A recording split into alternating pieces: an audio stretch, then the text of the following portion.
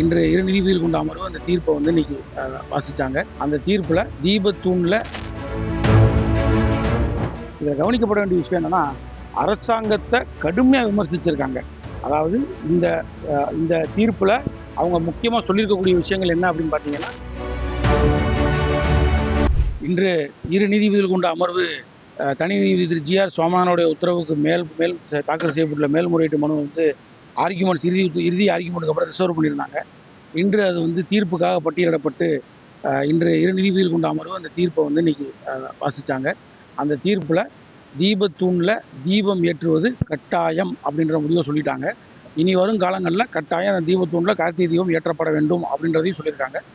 அதே மாதிரி இனி வருங்காலங்களில் எந்த மதமாக இருந்தாலும், அது வந்து இந்துக்களாக இருந்தாலும் சரி, இஸ்லாமியராக இருந்தாலும் சரி, இல்லை வேறு எந்த ஒரு மதம் இருந்தாலும் சரி, அந்த மலையின் மீது ஏதாவது ஒரு விழாவோ அல்லது ஒரு நிகழ்ச்சியோ நடத்தப்படணும் அப்படின்னா கட்டாயம் ஏஎஸ்ஐயினுடைய முன் அனுமதி பெற வேண்டும்ன்றதை உறுதியாக்கியிருக்காங்க.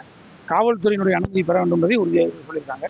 இதில் கவனிக்கப்பட வேண்டிய விஷயம் என்னென்னா, அரசாங்கத்தை கடுமையாக விமர்சிச்சிருக்காங்க.